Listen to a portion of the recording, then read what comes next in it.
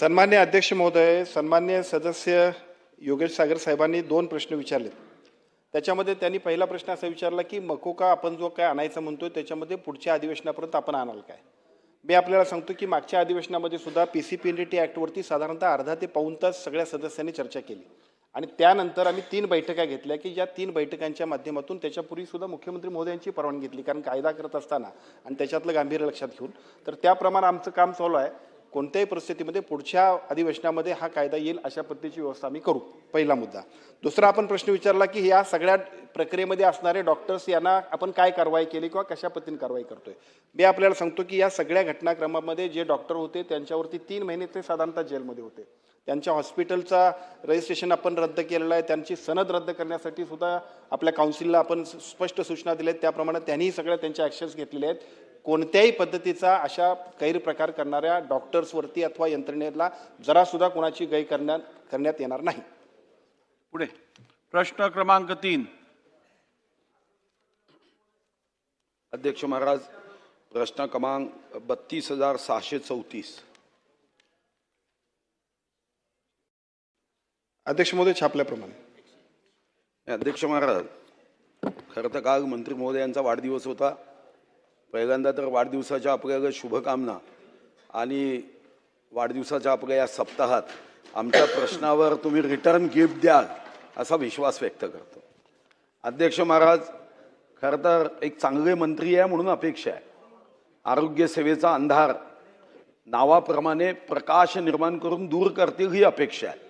पण उत्तर पाहिल्यावर असं वाटतं की आता सूर्यसुद्धा ढगात लपला की काय. अध्यक्ष महाराज, ज्या जिल्ह्यातून मी येतो त्या ठिकाणी महाराष्ट्राच्या पहिल्या 4 जिल्ह्यांमध्ये जेवढे ट्रक आहे तेवढे चंद्रपूर जिल्ह्यात आहे. इतकी वाहतूक आहे. वाहतुकीतून होणारे अपघात आणि त्यासाठी असणाऱ्या व्यवस्था अपुऱ्या आहे. पहिला माझा प्रश्न स्पेसिफिक आहे की तुम्ही जेवढी मंजूर पदं आहे ते 15 दिवसात किंवा तुमच्या वाढदिवसाच्या सप्ताहात भराल का, असं उत्तर, अनिर्णित उत्तर देऊ नका. तुम्ही 4 पदं रिक्त आहे, 3 कंत्राटी पद्धतीने भरलेत, उसनवारी पद्धतीने भरले.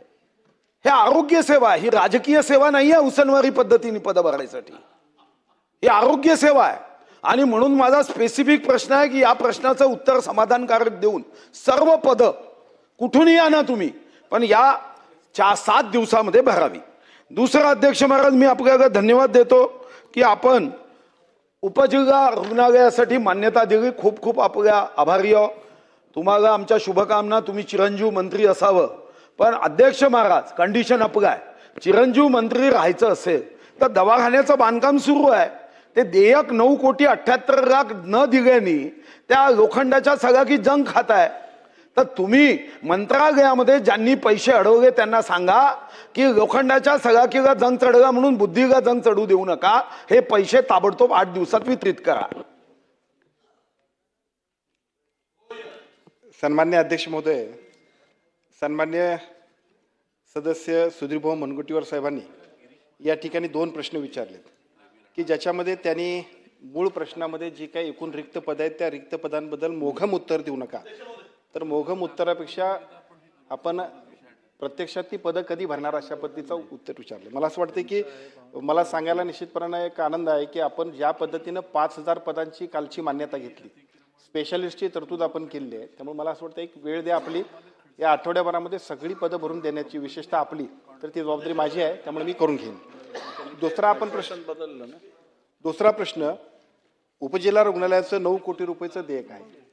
आठवड्याभरामध्ये ते सुद्धा देण्याची जबाबदारी आमचीच आहे.